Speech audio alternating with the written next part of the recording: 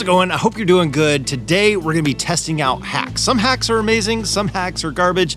Today, I wanna put them to the test to see how they actually play out. Using pretty simple items to be able to make something better or make a task even easier. So today, we're starting off with number one, good old-fashioned toilet brush. I saw this short little video of somebody that cut the handle off and put it in a drill to be able to make it a ultra cleaning machine. Let's see how it does. Pretty simple. We're just gonna cut off the handle like it says, put it inside of the drill, tighten it up, and then we can use it to clean things like car mats around the RV. And it looks like it's doing a great job throwing dirt right off of it. The problem is, it didn't last long at all. I guess that's what you can expect from what was previously known as the dollar store pre-inflation, but with it being hollow, it just broke. And looking at it, you can actually still see some of the dirt in there. And so just using a vacuum like everybody else to clean it up actually did a little bit better job and didn't break. So this first one is a fail. Now with that first one being a fail, I want a pass on the second one. So I'm stacking the deck a bit here because we've used this for a while. It's using the cutting boards in the back of the freezer if you're getting ice buildup. This makes it so easy to be able to clean off the ice in the back of the freezer. So before you have ice buildup, you put these in the back, and that way when you need to clear the ice, you just pull these out and the ice just falls right off. I've tested other mediums to be able to put back there, and this just flat out works. So I'm gonna put a link down in the description to these and anything else that we talk about in the video. But this one is definitely a pass. Okay, now this next one is a secret on how to clean the awning. Now ours does need a cleaning, it's black, so it doesn't show everything. If you had a white one, it might look a little bit worse, but the combination hack that I saw was using Dawn dish soap and a magic eraser mop. This combination is supposed to be able to make it easy to clean your awning and do a good job. So let's test it out. On a side note, Dawn dish soap will take failing wax off of your RV, and a magic eraser can be destructive to some surfaces. So I say use caution when you're using both of these products. But I gotta try this out.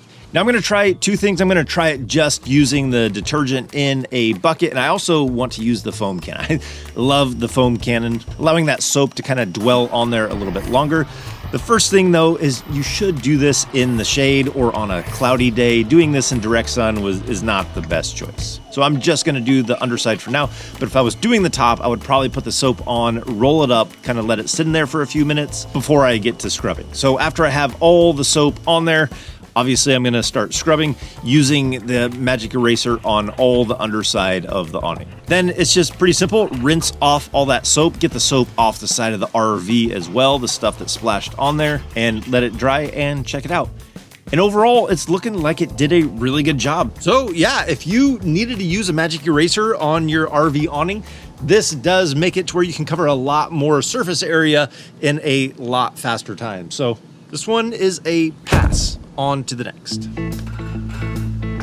Ratchet straps and tie downs are one of those things that are so useful when you need to tie something down, but when you get to them and they look like a tangled rat's nest, it takes forever to be able to untangle it, to be able to get to it and use it. So today we have a few options of how to wrap those up so that they're not gonna be tangled and ready to go every time that you need them.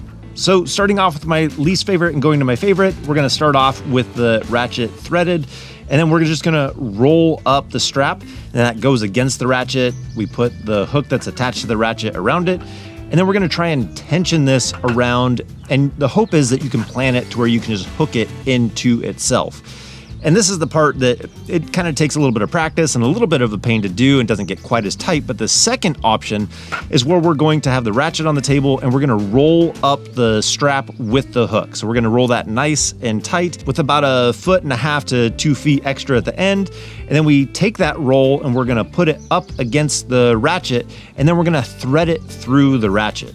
And then you continue a loop all the way around, but as we come around, we're gonna thread the eye of the hook and then go back through the ratchet, and then we're able to use the ratchet to tighten this up so that it cannot come undone. The nice part about this is you have a hook that you can either kind of tuck in or use it to hang on something if you wanted to. Now, this third option is my favorite, and you just take a simple piece of Velcro strap and you put it on the hook of the strap. and then you're just gonna roll it all up. So this is super easy. You don't have to remember any steps. Roll it nice and tight, and when you get to the end, you're gonna take that Velcro strap and you're gonna just cinch it all the way around the strap, and then it keeps it nice and tight. You again have a hook if you wanted to hang it up, but you don't have to remember anything, and that Velcro strap is always on. That's my favorite for a pass for this hack.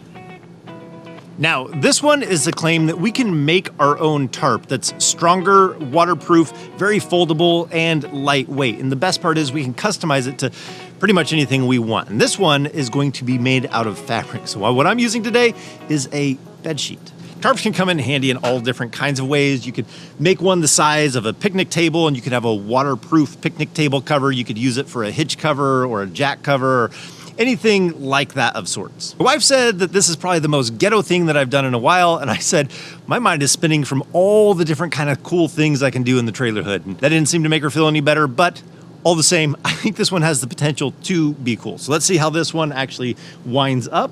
We're gonna siliconize this thing.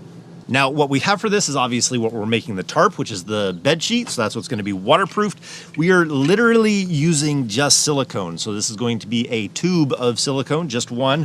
And then what we're going to dilute that with, or kind of break it down with so it can absorb into the sheet, is naphtha.